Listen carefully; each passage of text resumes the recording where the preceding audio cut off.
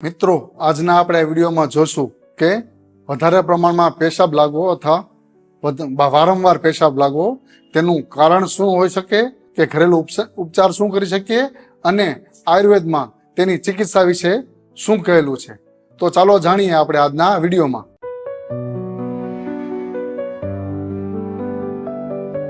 આપણા શરીરમાં જે અવાંછનીય તત્વો એટલે કે જે ટોક્સિન છે, કચરો છે, જે આપણા શરીર માટે જરૂરી નથી, તે શરીરમાંથી મુખ્યત્વે બે રીતે નીકળે છે. એક મૂત્ર માર્ગે અને એક સ્ટૂલ વાટે એટલે કે ટોયલેટ વાટે.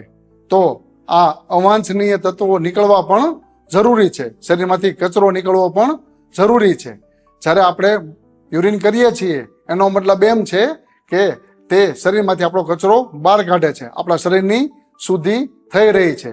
પરંતુ કોઈ સારી ઘટના પણ વધારે પ્રમાણમાં થાય તો તે ઘણીવાર ખરાબ વસ્તુનો સંકેત હોઈ શકે છે. તો વધારે પ્રમાણમાં મૂત્રત્યાગ કરવા જવું પડે અને વધારે માત્રામાં મૂત્રત્યાગ કરવા જવું પડે તે પણ એક તમારા શરીરમાં રોગનું સંકેત છે.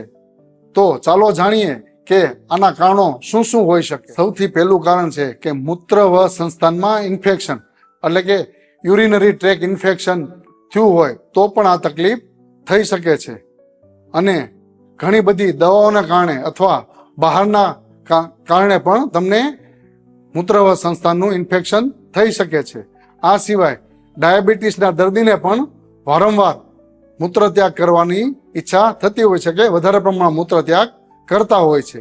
આ સિવાય પાચનને લગતી તકલીફ એટલે કે તમને અપચો હોય, પેટ ભારે હોય, કબજિયાત હોય, ગેસ હોય, પેટ ફૂલી જતું હોય, તો અપચાને કારણે પણ અથવા ગેસના કારણે પણ તમને વારંવાર પેશાબ જવાની ઈચ્છા થાય છે અને વધારે પ્રમાણમાં પેશાબ આવે એવી તકલીફ થતી હોય છે. આ સિવાય ઘણા લોકોના પેટમાં કૃમિ હોય તો એ લોકોને પણ વારંવાર અને વધારે માત્રામાં પેશાબ જવાની તકલીફ થઈ શકે છે.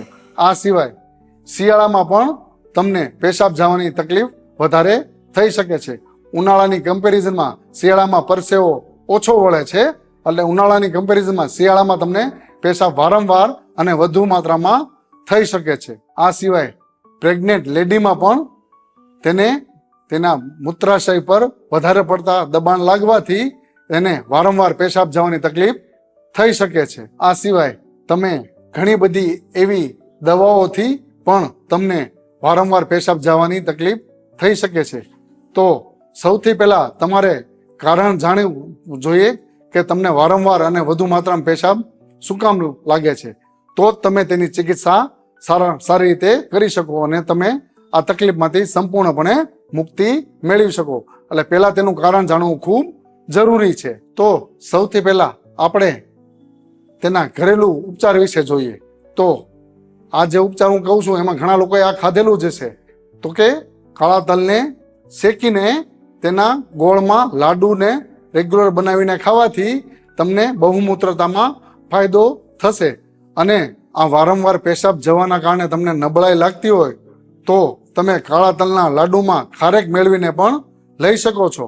તો આવી રીતે તમે કાળા તલના લાડુમાં ખારેક મેળવીને લેશો તો વારંવાર પેશાબ જવાની તકલીફ અને તમને જે નબળાઈ લાગે છે એમાં તમને તુરંત ફાયદો જોવા મળશે. આ સિવાય થોડો અજમો અને તેમાં થોડું સિંધવ મીઠું નાખી અને ચાવીને પાણી સાથે લેશો તો પણ તમને વારંવાર થતા પેશાબમાં અને વધારે પ્રમાણમાં પેશાબ થતો એમાં ફાયદો થશે. આ સિવાય દાડમની છાલનું ચૂર્ણનો પણ તમે પ્રયોગ કરી શકો છો.